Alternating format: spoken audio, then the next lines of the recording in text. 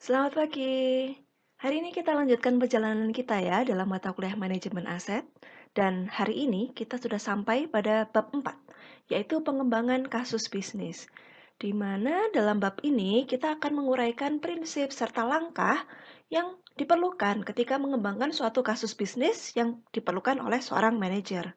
Dan kita juga belajar bagaimana caranya menjelaskan seluruh struktur atau garis besar dari kasus bisnis, serta merinci analisis keuangan yang akan dibahas juga pada bab-bab selanjutnya. Jadi setelah mempelajari bab ini, teman-teman dapat mengetahui langkah apa yang diambil untuk mengembangkan suatu kasus bisnis dan juga memiliki daftar judul di mana kasus bisnis dapat dikembangkan, baik untuk proyek besar maupun proyek kecil. Karena nanti kita akan mempelajari juga ya bagaimana susunan untuk proposal lah, kita bisa katakan proposal bisnis terus untuk proyek besar dan juga proyek kecil. Well, kita mulai. Yang pertama yaitu adalah pengenalan kasus bisnis. Kasus bisnis adalah ide yang diambil untuk menyusun usulan pengembangan suatu bisnis. Jika kita bicara manajemen aset, ini juga bisa berkaitan dengan pengadaan aset baru. Apa saja manfaat yang kita dapatkan dengan adanya aset baru nanti, kita juga bisa susun dalam sebuah ide gitu ya, proposal. Dan ini melibatkan mendefinisikan kebijakan yang diajukan serta menyatakan berbagai pertimbangan untuk merealisasikan usulan itu dalam hal arus pendapatan, biaya, arus kas terdiskonto, manfaat, dan risiko. Jadi proposal ini nanti akan sangat kompleks isinya. Karena kita akan pikirkan kira-kira arus pendapatan kita nanti setelah proyek ini berjalan bagaimana. Dan juga biaya-biaya harus kita keluarkan, manfaat serta risiko yang mungkin timbul. Saya rasa di pertemuan yang lalu kita sudah bahas sedikit ya. Ya, sedikit dari, namun hal-hal tersebut bisa kita masukkan dalam proposal bisnis ini. Pengembangan kasus bisnis adalah aktivitas yang sangat penting yang akan memunculkan beberapa tahapan dalam proses pengembangan aset. Personil manajemen aset harus terbiasa dengan langkah yang terlibat dalam mengembangkan kasus bisnis dan harus terampil juga dalam mengembangkan dan menyajikan kasusnya. Jika sebelumnya rencana sudah ada, dalam pikiran sudah didiskusikan dengan tim, namun masalah yang penting adalah berkaitan dengan para stakeholder, pemegang saham, shareholdernya, bagaimana ide tersebut dapat disajikan dan dapat dengan mudah dipahami oleh orang lain. Nah, ini adalah tugas kita. Penting juga melakukan tugas ini secara objektif, sehingga keuntungan dan kerugian bisnis dari setiap kasus tertentu disajikan dengan cara yang seimbang, tidak bias, dan juga tidak terlibat dengan masalah-masalah biasanya kita katakan masalah interest ya, conflict of interest. Jadi tidak harus objektif, tidak memiliki masalah dengan yang namanya interest tadi. Kemampuan untuk mengembangkan dan menyajikan suatu kasus bisnis yang disiapkan dengan baik adalah atribut kunci dari seorang manajer aset yang baik. Kurangnya kemampuan untuk mengembangkan dan menyajikan kasus bisnis menunjukkan kurangnya kedewasaan peran dalam manajemen aset. Nah, di sini kita dituntut sekali ya sebagai manajer aset, tim dari manajemen aset, kita dituntut untuk bisa atau mampu melaksanakan banyak sekali kegiatan. Kita dituntut untuk menjadi orang yang all-rounder gitu ya. Bisa dalam perencanaan, bisa juga dalam menyajikan. Juga bagaimana ya mencari atau menyusun hal-hal yang penting, misalnya penyusunan arus pendapatan, ya forecast itu juga harus kita mampu untuk lakukan. Nah, inilah tuntutan peran seorang manajemen aset. Sebab kedua adalah pengembangan perencanaan. Kita tadi berbicara tentang proposal. Nah, ini berarti berkaitan erat dengan perencanaan. Sebelum suatu kasus bisnis dikembangkan, penting sekali untuk membuat perencanaan dasar. Dalam kasus pengembangan proyek besar berdasarkan prosedur yang diuraikan dalam bab sebelumnya, atau dari persetujuan menuju konsep ya, fase analisis kelayakan akan mengarah pada pengembangan kasus bisnis awal. Jika suatu proyek disetujui, maka proyek akan memasuki fase analisis kelayakan yang akan mengarah pada pengembangan kasus bisnis terakhir yang tentunya lebih detail ya. Dan jika ini disetujui, proyek akan dilanjutkan ke tahap akuisisi atau pengembangan. Selain pengembangan formal kasus bisnis untuk proyek besar, akan dibahas pula pengembangan kasus bisnis dalam berbagai situasi. Evaluasi opsi pengembangan dapat dibantu oleh pengembangan suatu kasus bisnis awal. Untuk proyek kecil, proses 2 tahap ini tetap ditunjukkan, namun biasanya digabung. Ya, jadi kalau proyek kecil biasanya tidak terlalu rinci beberapa tahap, namun bisa dijadikan satu. Dan yang detail biasanya masih belum begitu diperlukan. Namun berbeda untuk perusahaan besar ya, proses besar, proyek besar. Nah, ini sudah wajib hukumnya untuk segala segi pertimbangan harus disajikan sedetail-detailnya. Nah, ini yang penting di sub 4.3 yaitu outline kasus bisnis. Rencana pengembangan aset berisi informasi dari mana akan dikembangkan suatu kasus bisnis. Kasus bisnis adalah ringkasan dari rencana yang diajukan untuk persetujuan dan pendanaan. Untuk persetujuan dari para pimpinan serta bagaimana cara untuk mendapatkan pendanaannya. Secara garis besar akan mencakup 1. Judul proyek, 2. Ringkasan eksekutif, 3. Situasi latar belakang, stakeholder, merencanakan asumsi, kemudian opsi-opsi yang ada, pilihan-pilihan, analisis keuangan, faktor sumber daya manusia, ketersediaan, biaya bersih pelatihan, dampak lingkungan, ini sangat penting, penilaian persyaratan atau masalah kesehatan dan keselamatan, ketiga, kemudian manfaat non-keuangan, kemudian ringkasan kegiatan proyek, analisis resiko, panjang sekali ya, manajemen proyek pengembangan, pemantauan kinerja, usulan tanggal keputusan, usulan dalam layanan, nah, ini kalau ini keputusannya ini sudah tanggal layanan, serta kesimpulan ringkasan. Terdapat 20 poin yang wajib untuk ditampilkan. Nah, dan di tiap poin-poin tersebut juga diberikan ya rinciannya isinya apa saja. Secara umum yang ingin saya sampaikan, tentu sebuah proposal harus menunjukkan suatu cover yang baik, yaitu judul proyeknya apa, kelompok pengusulnya siapa, dan juga contact person, ya, nama dan rincian orang yang dapat dihubungi berkaitan dengan informasi tersebut, terutama ketika proposal pendanaan. Jadi kita mempresentasikan suatu proyek kepada kelompok orang yang mungkin mendanai, yang mungkin menjadi sponsor. Nah, ini penting sekali untuk mencantumkan nama dan rincian seorang contact person. Kemudian yang kedua adalah ringkasan eksekutif.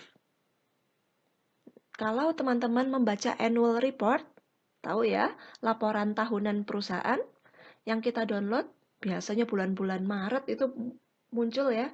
Jadi laporan tahunan itu berisi cover, tahun berapa laporannya. Kemudian di halaman berikutnya adalah satu financial highlights. Karena dalam laporan tahunan itu biasanya yang ditunjukkan adalah bagaimana performa keuangan. Nah, performa highlights saja ya, jadi berupa intisari dan kemudian dalam halaman-halaman selanjutnya dijelaskan. Begitu juga dengan proposal ini. Untuk kasus bisnis, kita perlu yang namanya ringkasan eksekutif. Nah, isinya pernyataan singkat tentang masalah atau peluang. Ya, landasan ya, latar belakang mengapa proyek tersebut penting untuk dilakukan. Kemudian 2, tujuan, fungsi, efek yang diharapkan atau manfaat utama. Kemudian ringkasan keuangan terdiri dari pendapatan, biaya, net present value yang akan diproyeksikan, serta kemungkinan resiko yang terjadi. Jadi resiko ini tidak hal-hal yang pasti terjadi di belakang, ya, atau hal yang pasti akan kita hadapi ketika proyek ini berlangsung, tidak, namun juga ada kemungkinan. Jadi masih ada yang sifatnya kemungkinan resiko yang terjadi apa, itu juga harus dimasukkan. Nah, dengan demikian ya, ketika kita tampilkan data-data yang jelas pada ringkasan eksekutif ini, singkat namun memuat informasi-informasi penting, maka akan lebih menarik bagi para pimpinan yang akan memberikan persetujuan atau para calon investor. Ya, karena tidak mungkin ya akan membaca detail langsung. Namun, orang biasanya membaca pada ringkasannya terlebih dahulu, kemudian jika menarik, jika dirasa oke, maka akan melihat detail-detailnya. So, ini adalah bagian yang penting ya teman-teman ya. Mungkin Anda kalau membuat proposal acara yang sangat penting, mungkin kita perlu susun dengan style yang berbeda.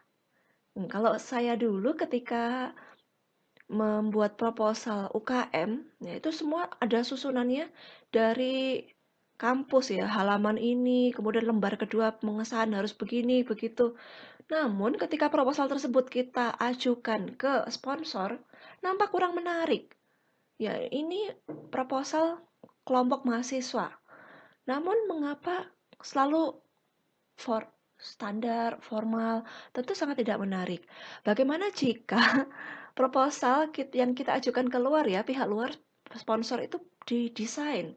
Jadi menggunakan susunan seperti yang kita pelajari ini. Nah, mungkin akan lebih menarik ya teman-teman ya. Jadi secara tidak langsung kita pun hari ini juga belajar untuk diri kita ya. Ketika kita nanti dalam ya keadaan apapun ketika kita membutuhkan proposal, ya mungkin kita bisa lakukan pengembangan khusus tentang proposal kita.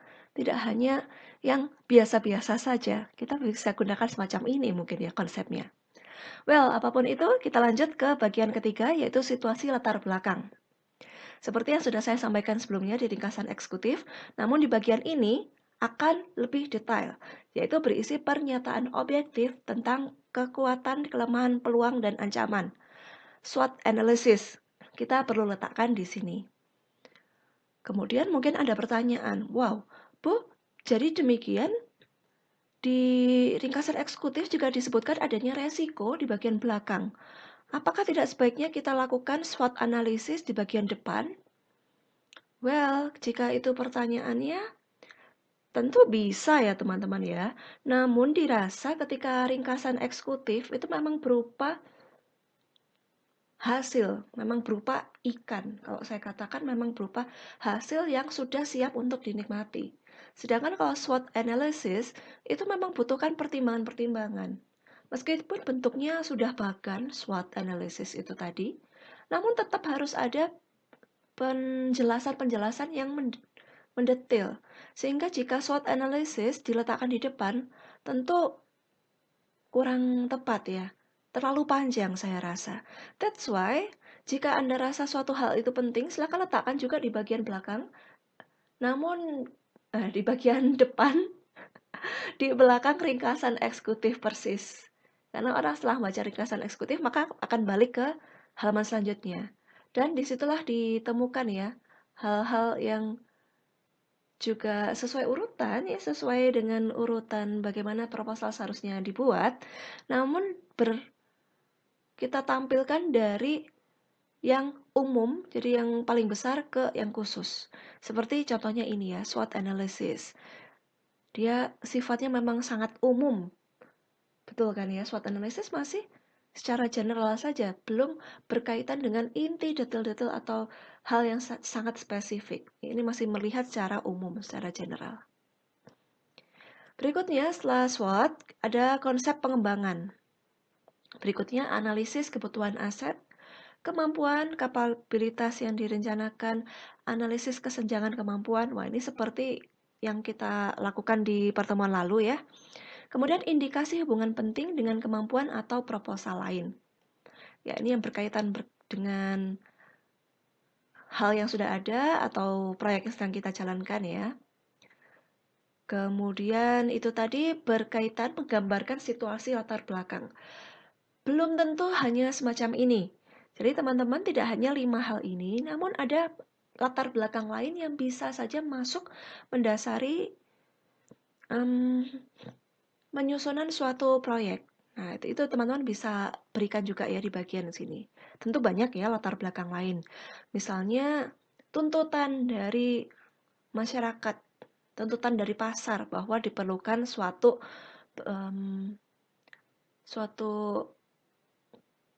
alat baru atau suatu produk baru. Nah, ini juga bisa dijadikan latar belakang di bagian ini. Berikutnya adalah stakeholder, yaitu pihak-pihak mana saja yang terlibat dalam suatu proyek.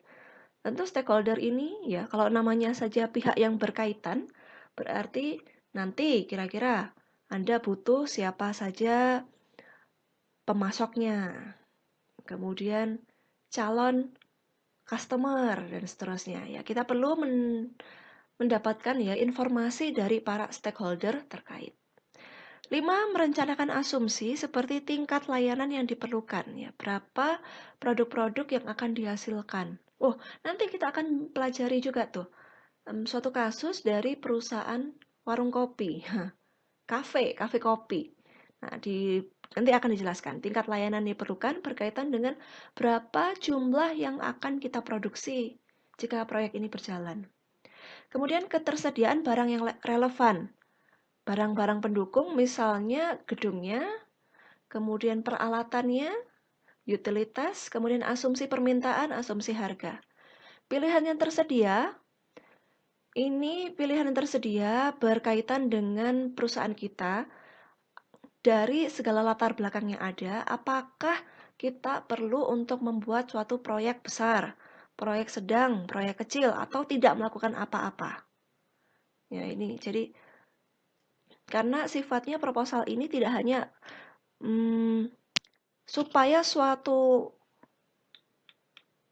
proposal, suatu kasus bisnis dapat disetujui, namun juga diberikan pertimbangan jika proyek ini, jika misalnya proyek lain, apa yang terjadi? Jika tidak membuat proyek satupun, jadi menggunakan aktivitas yang defaultnya perusahaan sekarang ini apa, dilanjutkan, atau itu merupakan opsi tidak melakukan apa-apa. Nah, apa yang terjadi jika kita lakukan opsi-opsi tersebut? Nah, ini adalah yang namanya pilihan yang tersedia. Selalu sertakan opsi tidak melakukan apa-apa atau kasus dasar. Ada kalanya ketika kita tidak melakukan apa-apa, biaya yang kita keluarkan malah lebih besar. Nggak percaya? Ya, misalnya mesin yang sudah sering breakdown, yang sering service, kita tetap gunakan semacam itu, seperti itu. Pure nggak ada perbaikan apapun. Ya, setiap waktu, ya biaya untuk servisnya tentu akan berulang-berulang. Dibandingkan dengan investasi di awal, mesin baru, kemudian kita mendapatkan manfaat-manfaat yang lebih banyak, biaya yang dikeluarkan bisa tertutupi, sudah bisa BEP. Nah, ini tentu akan mendapatkan arus pendapatan yang lebih besar, serta biayanya sudah bisa tertutupi. Berbeda dengan tidak melakukan apa-apa yang akhirnya membuat biaya makin banyak. Nah, ini penting. Sertakan opsi tidak melakukan apa-apa. Kemudian untuk setiap opsi meringkas konsep, data, dan analisis yang relevan. Oke. Indikasi pilihan yang disukai dengan alasan. Ya, jadi kita memberikan apapun informasi statement yang ada dalam kasus bisnis tersebut perlu ditunjang dengan alasan-alasan yang tepat. Kemudian pilihan-pilihan, ya ini sudah berbeda ya dengan bagian yang di atas, yaitu konsep operasional, jadi lebih mendetail lagi, fungsi, efek, dan manfaat bersih yang kita dapatkan pada suatu opsi. Kemudian kelayakan suatu proyek tersebut ya, kelayakan teknisnya. Kemudian spesifikasi fungsi dan kinerja strategi untuk akuisisi, mendapatkan asetnya. Ringkasan keuangan, pertimbangan dampak. Kemudian keuangan, berkaitan dengan keuangan, kemudian sumber daya manusia, lain-lain. AMDAL, ini penting ya, seperti bagaimana caranya pembuangan limbah, tentu harus sesuai dengan petunjuk dan juga aturan UU yang ada di negara kita. Keselamatan kerja, kemudian manfaat non-keuangan seperti layanan sosial apa yang kita dapat berikan. Kemudian, nah ketika kita bangun suatu proyek, tentu ada manfaat lain yang bermanfaat. Apa saja itu kita bisa berikan di bagian ini. Selanjutnya adalah ringkasan kegiatan proyek seperti strategi ketika akuisisi atau pengembangan aset. Ruang lingkup pekerjaan, kemudian berkaitan dengan waktu. Kalau di pertemuan yang lalu kita belajar lead time, ya ini diperlukan informasi detail tentang pengaturan waktu tersebut, sehingga kapan harus di ketika kapan kiranya mesin ini bisa dimanfaatkan. Nah, jika dihitung mundur dengan lead time-nya, dengan waktu pembangunannya, jadi kapan harus mulai pembangunan. Sehingga kapan harus disetujui, nah itu harus dijelaskan di bagian ini. Alright. Dan berikutnya adalah aspek keberlanjutan. Nah, dilihat di aspek keberlanjutan ini seperti suatu nilai akuntansi ya. Namun saya tidak yakin apakah teman-teman tahu ya. Apakah proyek ini dapat berlangsung dalam masa yang cukup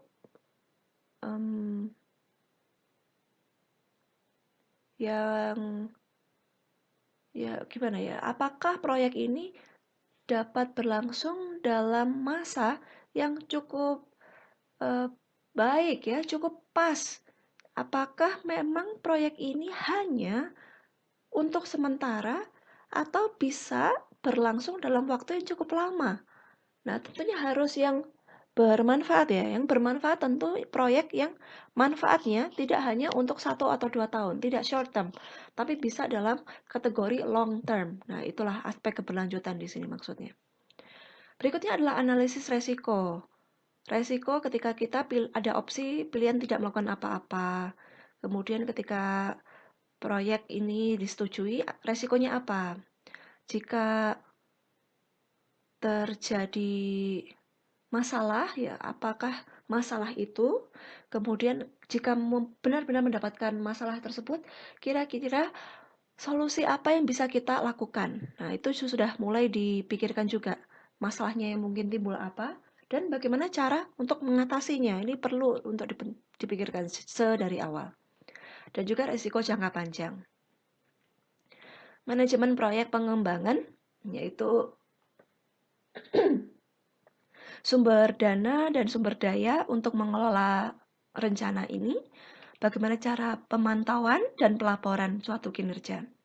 Dan di akhir, nah setelah adanya proposal ini, perlu ada space khusus untuk usulan-usulan tanggal.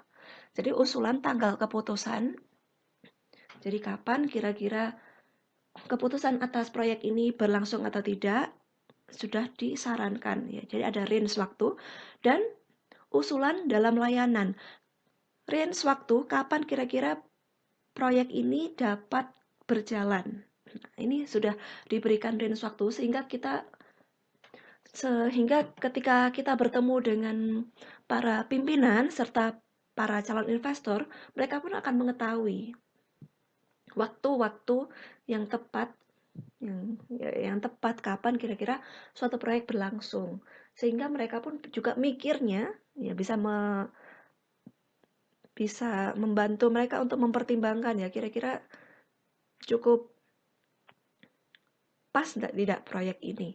Kira-kira kalau saya pikir-pikir masih butuh untuk memikirkan lagi kapan kira-kira saya harus mendapatkan hasilnya.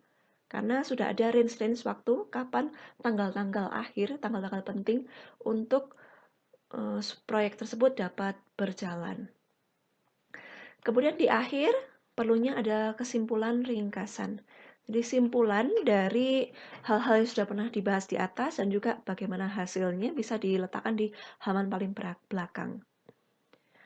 Well, itu tadi untuk proyek besar memang sangat detail, namun di bagian berikutnya adalah outline untuk kasus kecil, biasanya lebih singkat, tetap mencangkup hal-hal seperti yang di bagian atas tadi, namun hanya langsung ya, nama proposernya yaitu pembuat proposal, judul proyek, ringkasan eksekutif berkaitan dengan fisik dan keuangan, pendahuluan, situasi, dan seterusnya.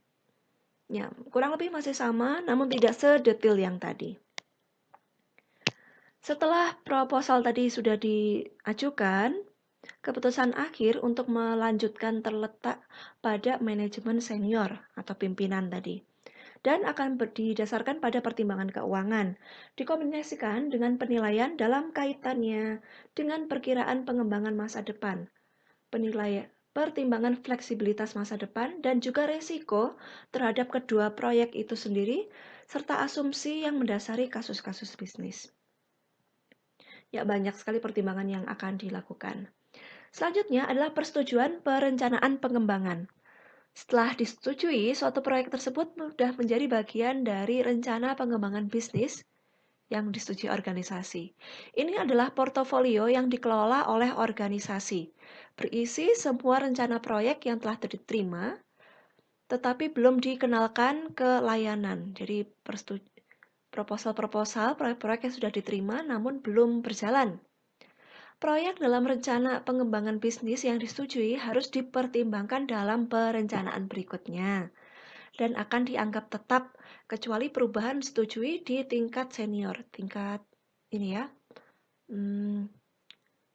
manajemen senior di bagian atas pimpinan. Perubahan semacam itu hanya harus dilakukan sebagai respon terhadap perubahan signifikan di lingkungan bisnis. So, jika ini tadi disetujui ya, proposal kita disetujui, maka akan masuk ke tahap berikutnya. Kelayakan dan seterusnya. Namun sekarang kita akan sampai tahap ini, kita akan melihat dulu pada suatu contoh kasus pengembangan warung bisnis lega.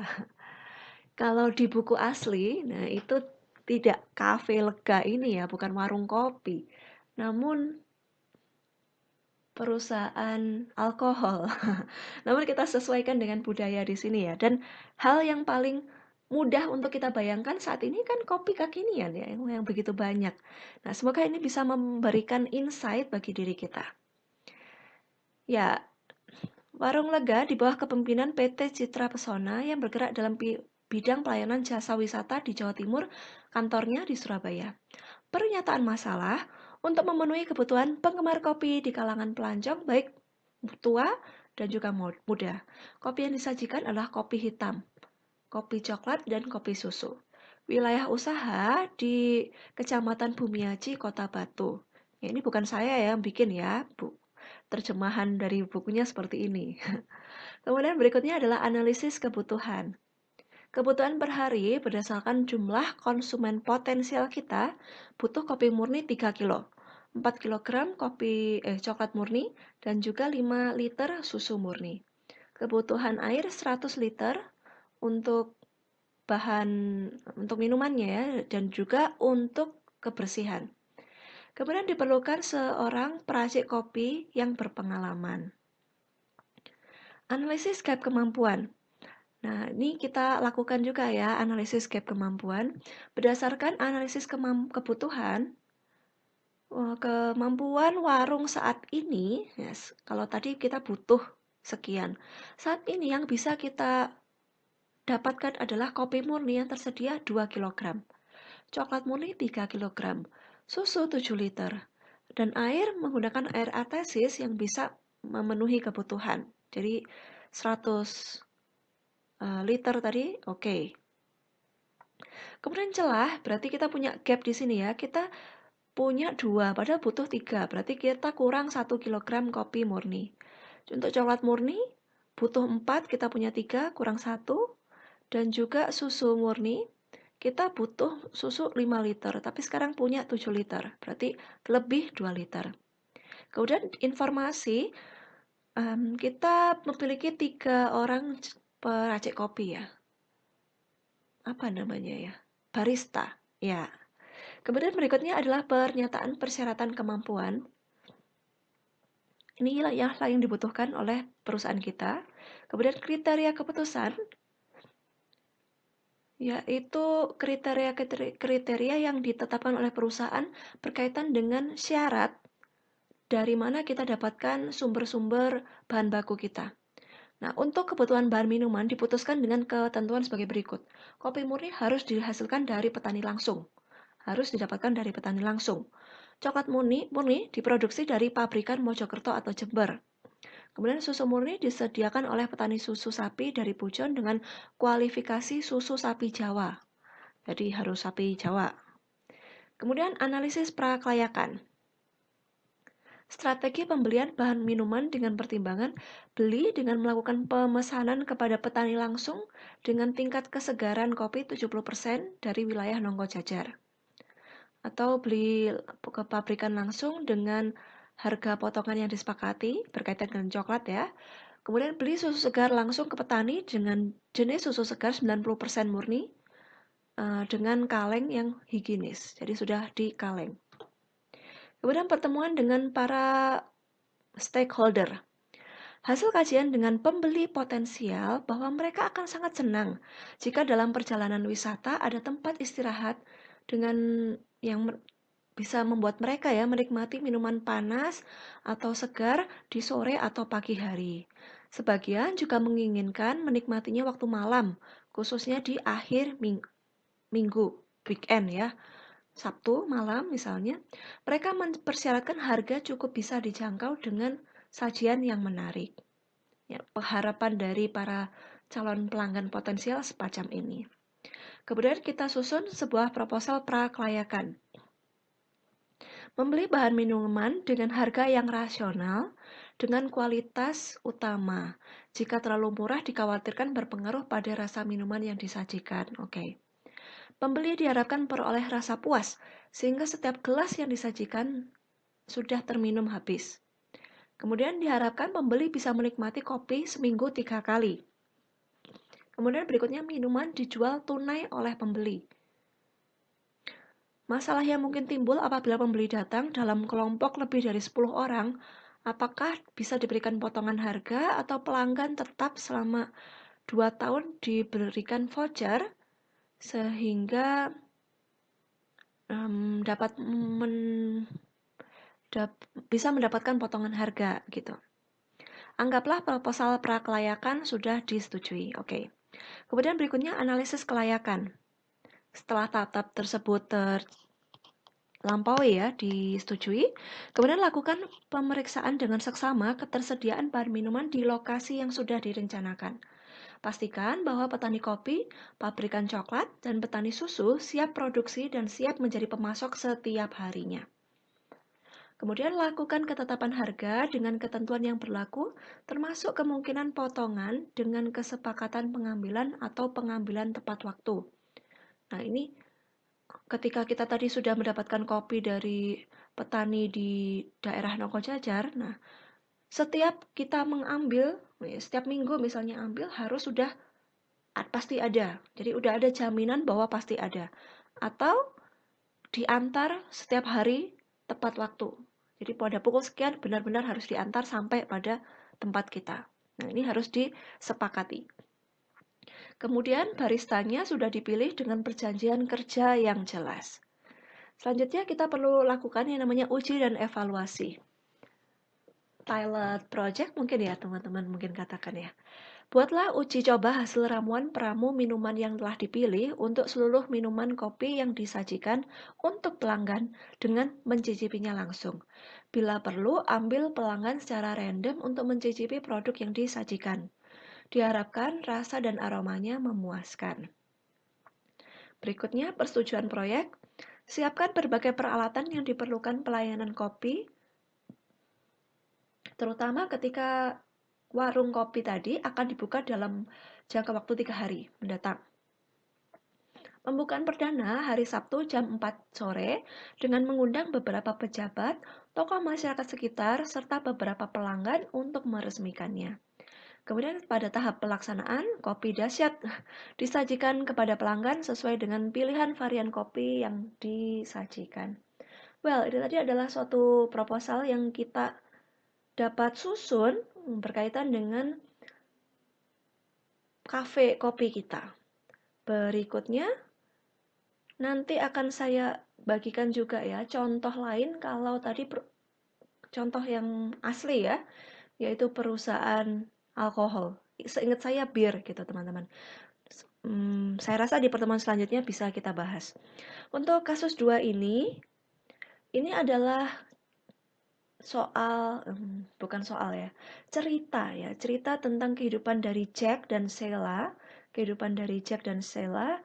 Jack adalah seorang manajer aset di perusahaannya. Dia berpindah dari satu perusahaan ke perusahaan lain. Kemudian Sheila, istrinya, istri Jack tadi, sedang hamil dan mereka berencana untuk membangun untuk membeli mobil serta ingin tinggal di sebuah apartemen.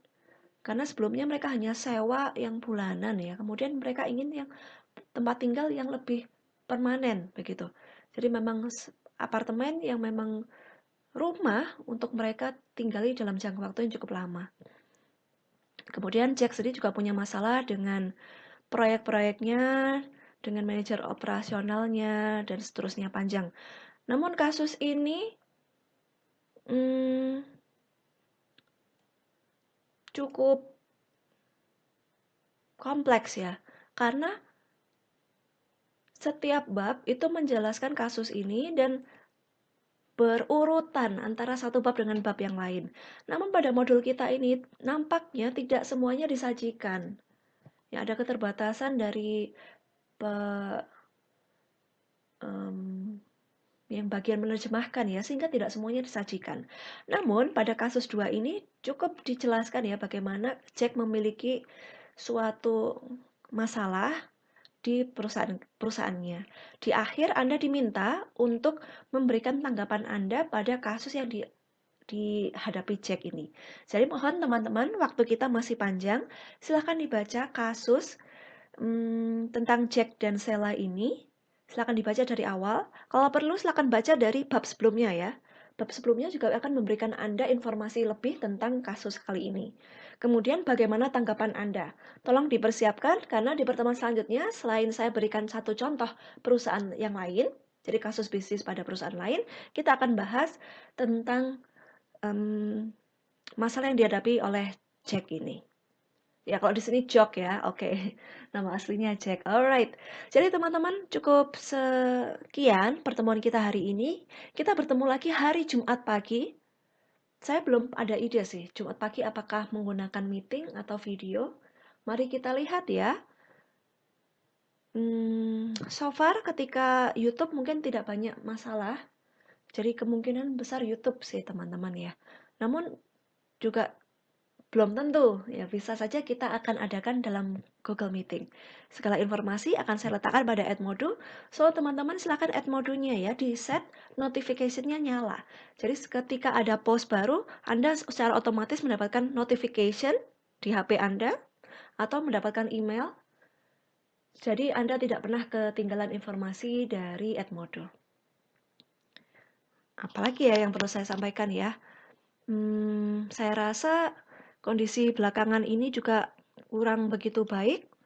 Ada oknum-oknum yang merusak fasilitas Kota Malang dengan alasan demo ya, menunjukkan ketidakpuasan pada suatu hal, namun disalurkan dengan cara yang kurang tepat ya. Saya harap teman-teman dimanapun yang ada di Malang atau yang ada di rumah tidak ikut pada hal-hal yang brutal semacam itu ya, karena kita kesalnya pada apa kok jadi merusak yang lain. Tentu tidak profesional sekali kalau kita melakukan itu. Teman-teman tolong tetap jaga kesehatan semuanya, jangan sampai sakit, dan kita akan bertemu lagi hari Jumat. See you later.